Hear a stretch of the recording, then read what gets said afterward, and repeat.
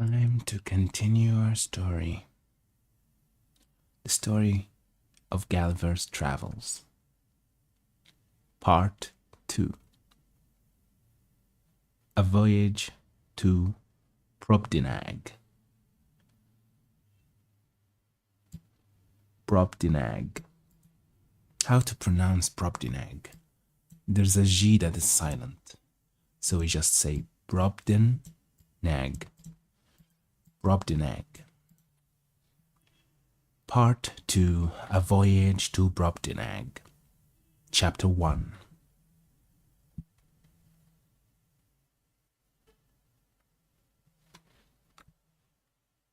A great storm described. The long boat sent to fetch water.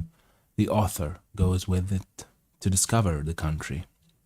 He is left on shore, is seized by one of the natives, and carried to a farmer's house. His reception, with several accidents that happened there. A description of the inhabitants, having been condemned by nature and fortune to active and restless life.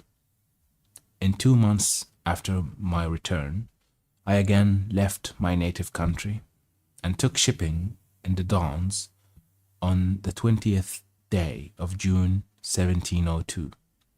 In the Adventure, Captain John Nicholas, a Cornish man, commander, bound for Surrey. We had a very prosperous gale till we arrived at the Cape of Good Hope, where we landed for fresh water. But discovering a leak, we unshipped our goods and wintered there, for the captain falling sick of an ague. It's an interesting word. Let's see how it's pronounced.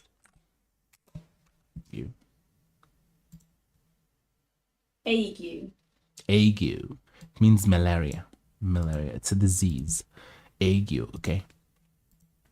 Captain falling sick of an ague. We could not leave the Cape till the end of March.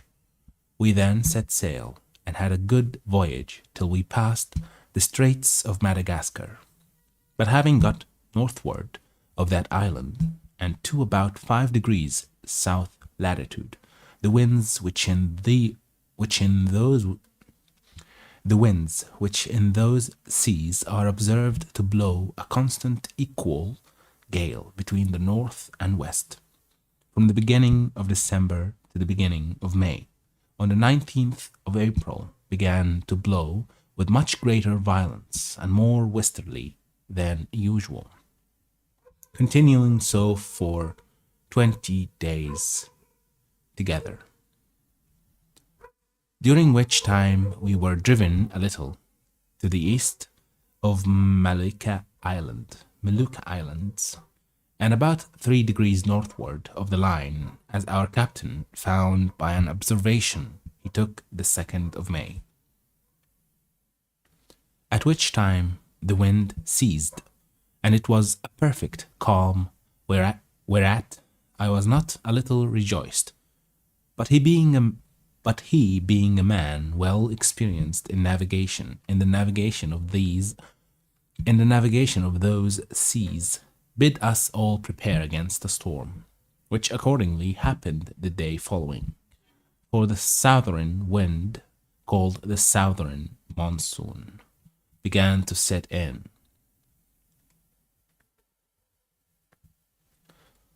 Finding it was likely to overblow, we took in our spritsail and stood by to hand the foresail.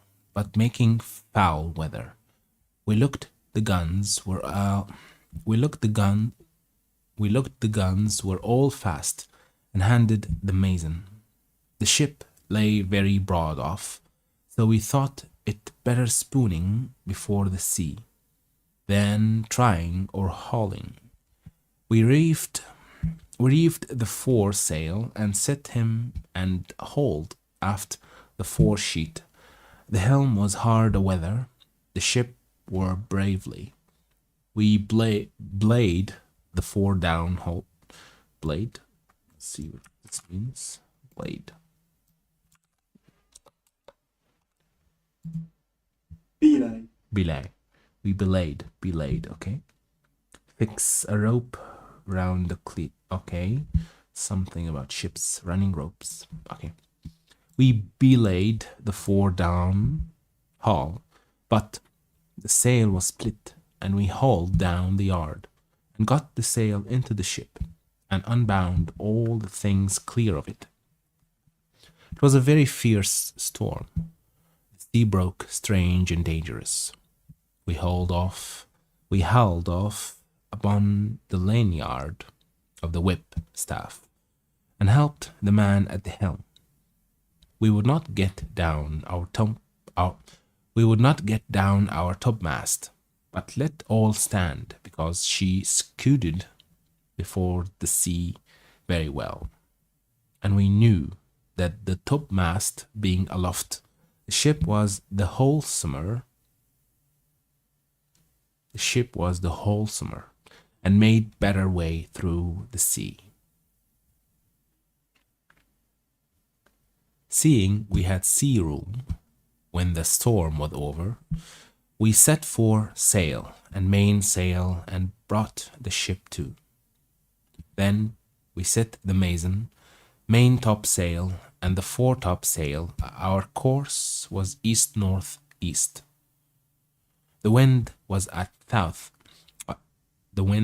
at southwest. We got the starboard tacks aboard. We cast off our weather braces and lifts. We set in the lee braces and hauled forward by the weather bowlings, and hauled them tight, and belayed them, and hauled over the mazen tack to windward, and kept her full and by as near as she would lie.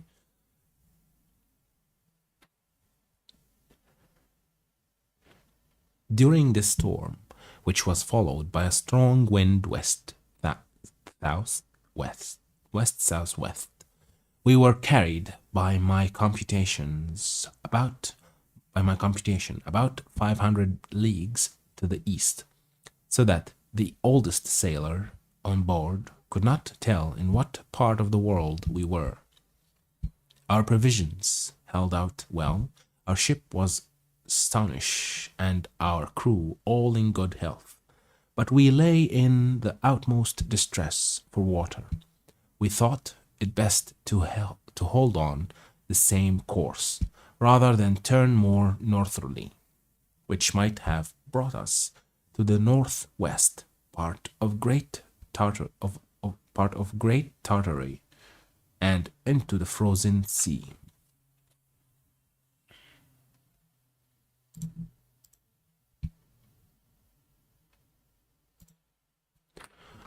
On the 16th day of June, 1703, a buoy on the topmast discovered land. On the 17th, we came in full view of a great island or continent, for we knew not whether.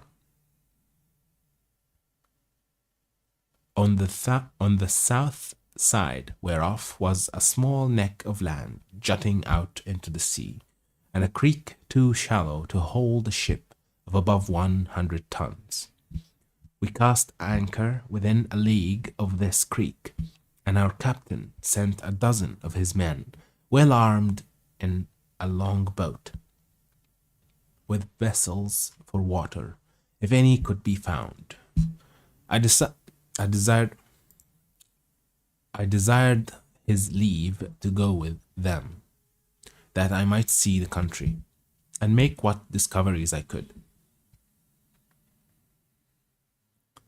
When we came to land, we saw no river or spring, nor any sign of inhabitants.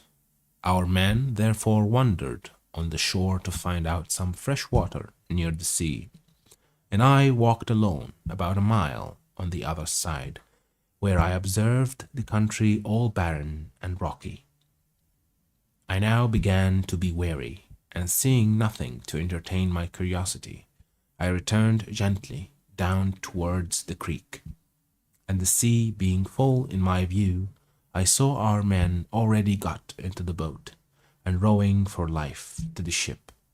I was going to hollow after them, although it had been to little purpose, when I observed a huge creature walking after them in the sea, as fast as I could.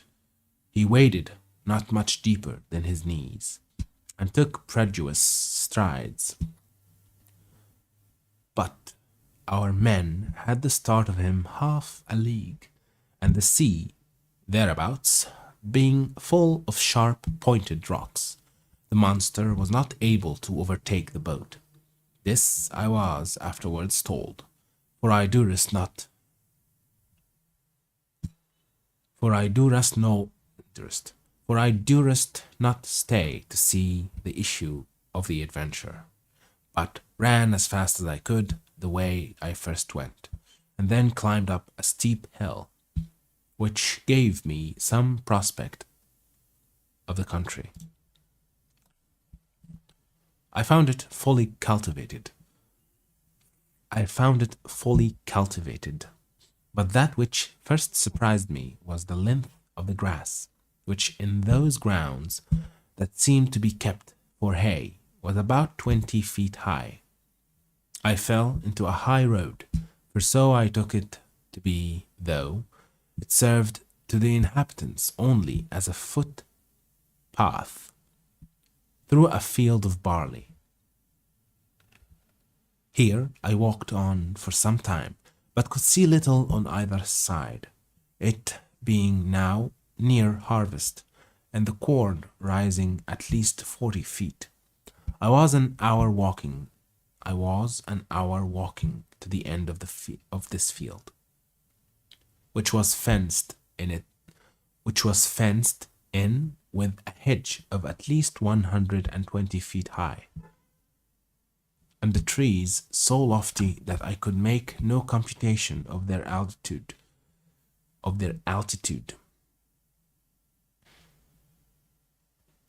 There was a stile to pass from this field into the next.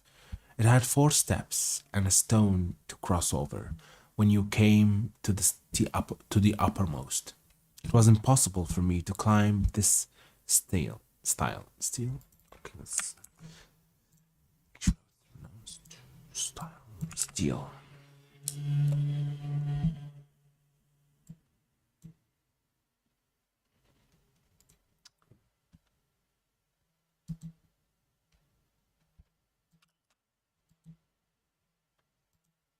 Stile.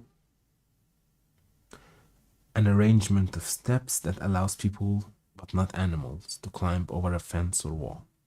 It's called stile. Okay.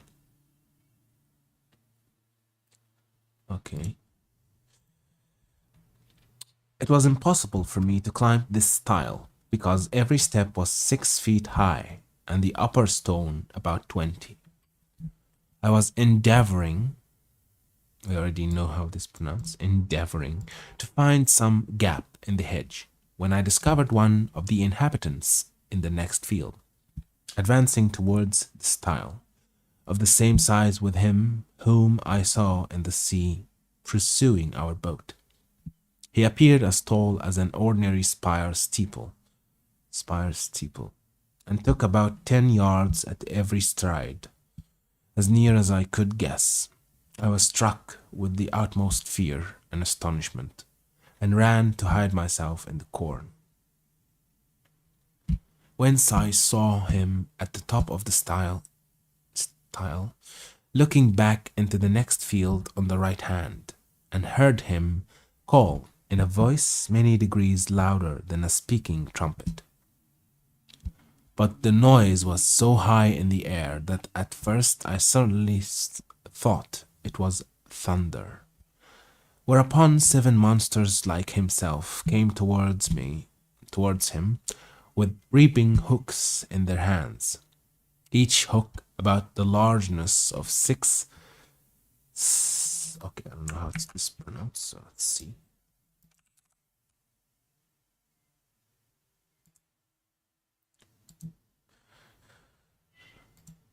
scythe, size. scythe, A lot of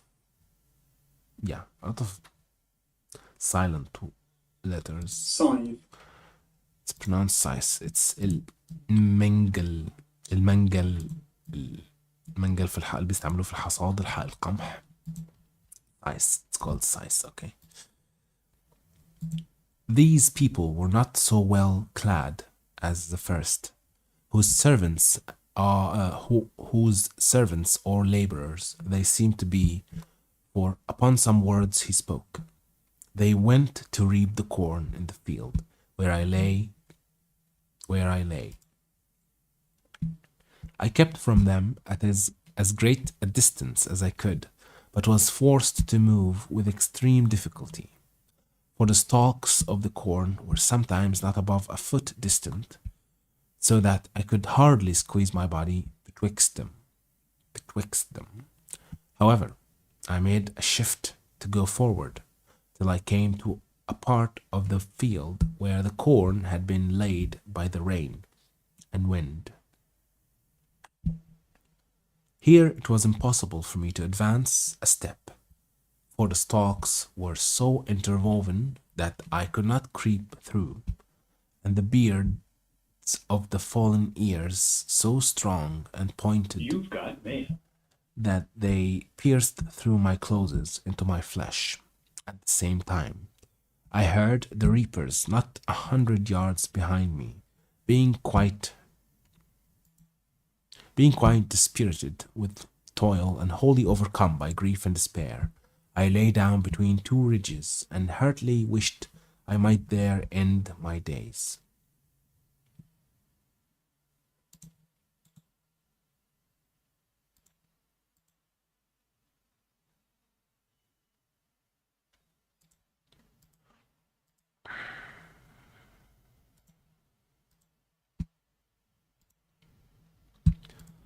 I bemoaned my desolate widow and fatherless children. I lamented, okay, I don't know what this means, so let's see what it means. Lamented. bemoan, Bemoan to express discontent or sorrow over something. Bemoan. It means to be sad about someone because he's going to die and he leave his children and his wife, widow. I bemoaned my desolate widow and fatherless children. Okay, this still, I don't know how it's pronounced. I lamented. Okay, let's see. Lamented.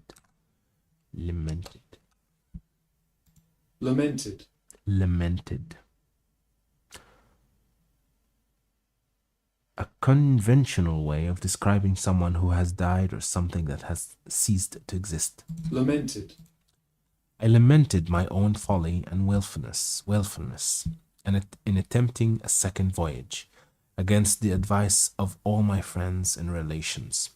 In this terrible agitation of mind, I could not forbear thinking of Lilliput, whose inhabitants looked upon me as the greatest prodigy that ever appeared in the world, where I was able to draw an imperial fleet in my hand and perform those other actions which will be recorded forever in the chronicles of that empire, while posterity shall hardly believe them. Although attested by millions, I reflected what a mortification it must prove to be to me to appear as inconsiderable in this nation as one single Lilliputian would be among us. But this I conceived was to be the least of my misfortunes. For as human creatures are observed to be more savage and cruel in proportion to their bulk, what could I expect but to be a morsel in the mouth of the first among these enormous barbarians that should happen to seize me? Undoubtedly, philosophers are in the right when they tell us that nothing is great or little otherwise than by comparison. It might have pleased fortune to have let the Lilliputians find some nation where the people were as diminutive with respect to them as they were to me. Who knows but that even this prodigious race of mortals might be equally overmatched in some distant part of the world, whereof we have yet no discovery. Scared and confounded as I was, I could not forbear going on with these reflections, when one of the reapers, approaching within 10 yards of the ridge where I lay, made me apprehend that with the next step I should be squashed to death under his foot, or cut in two with his reaping hook. And therefore, when he was again about to move, I screamed as loud as fear could make me, whereupon the huge creature trod short, and looking round about under him for some time, at last espied me as I lay on the ground. He considered a while with the caution of one who endeavours to lay hold on a small dangerous animal in such a manner that it shall not be able either to scratch or bite him, as I myself have sometimes done with a weasel in England. At length he ventured to take me behind, by the middle between his forefinger and thumb, and brought me within 3 yards of his eyes, that he might behold my shape more perfectly. I guessed his meaning, and my good fortune gave me so much presence of mind that I resolved not to struggle in the least, as he held me in the air, above 60 feet from the ground, although he grievously, okay, I don't know let's see how it's pronounced. Interesting word. Grievously. Grievously. To be very severe or serious degree. Grievously. Okay. Although he grievously pinched my side, although he grievously pinched my sides for fear I should slip through his fingers, all I ventured was to raise my eyes towards the sun and place my hands together in supplicating posture. Supplicating.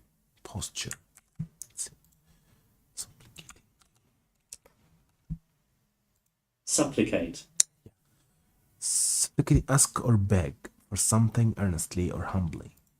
Supplicating posture. Okay. And to speak some words in a humble, melancholy tone, suitable to the condition I then was in, for I apprehended every moment that he would dash me against the ground, as we usually do any little hateful animal, which we have a mind to destroy. But my good star would have it that he appeared pleased with my voice and gestures, and began to look upon me as a curiosity, much wondering to hear me pronounce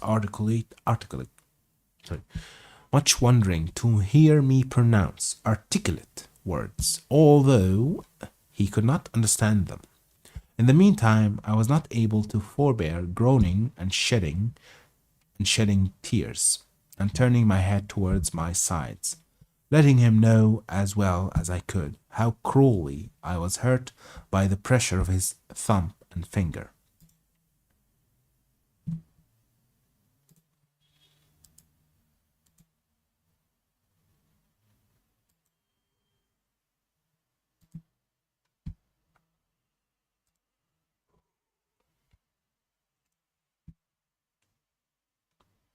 He seemed to apprehend my meaning, for lifting up the lippet of his coat, he put me gently into it, and immediately ran along with me to his master, who was a substantial farmer, and the same person I had first seen in the field.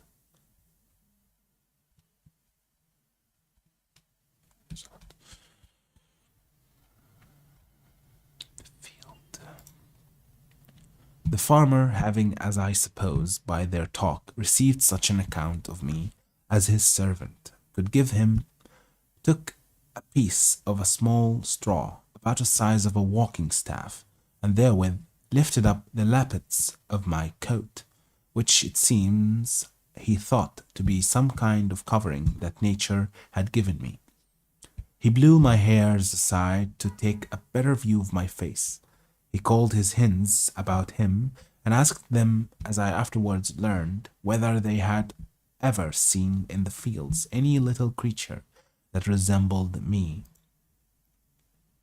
He then placed me softly on the ground upon all fours, but I got immediately up and walked slowly backward and forward to let those people see I had no intent to run away. They all sat down in a circle about me, the better to observe my motions. I pulled off my hat and made a low bow towards the farmer. I fell on my knees and lifted up my hands and eyes and spoke several words as loud as I could. I took a purse of gold out of my pocket and humbly presented it to him. He received it on the palm of his hand, then applied it close to his eye to see what it was, and afterwards turned it several times with the point of a pin, which he took out of his sleeve, but could make nothing of it. Whereupon I made a sign that he should place his hand on the ground. I then took the purse and, opening it, poured all the gold into his palm. There were 6 Spanish pieces of 4 pistols, each beside 20 or 30 smaller coins. I saw him wet the tip of his little finger upon his tongue, and take up one of my largest pieces, and then another, but he seemed to be wholly ignorant what they were. He made a sign to put them again into my purse, and the purse again into my pocket, which, after offering it to him several times, I thought it best to do. The farmer, by this time, was convinced I must be a rational creature. He spoke often to me, but the sound of his voice pierced my ears like that of a water-mill. Yet his words were articulate enough. I answered as loud as I could in several languages, and he often laid his ear within 2 yards of me. But all in vain, for we were wholly unintelligible to each other. Unintelligible to each other. He then sent his servants to their work, and taking his handkerchief out of his pocket, he doubled and spread it on his left hand, which he placed flat on the ground with the palm upward, making me a sign to step into it, as I could easily do, for it was not above a foot in thickness. I thought it was my part, for it was not above a foot in thickness. I thought it my part to obey, and, for fear of falling, laid myself at full length upon the handkerchief, with the remainder of which he lapped me up to the head for further security, and in this manner carried me home to his house. There he called his wife and showed me to her, but she screamed and ran back, as women in England do at the sight of a toad or a spider. However, when she had a while seen my behavior and how well I observed the signs her husband made, she was soon reconciled, and by degrees grew extremely tender of me. It was about 12 at noon, and a servant brought in dinner. It was only one substantial dish of meat, fit for the plain condition of a husbandman. In a dish of about 24 feet diameter, the company were the farmer and his wife, 3 children, and an old grandmother.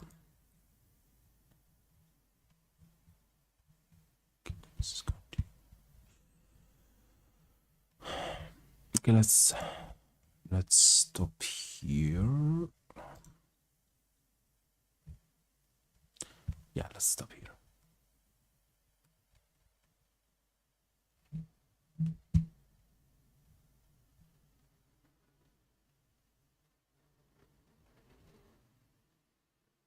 Yeah. Okay, I'm gonna stop here for today, and I'll complete tomorrow. I'll see you in the next one.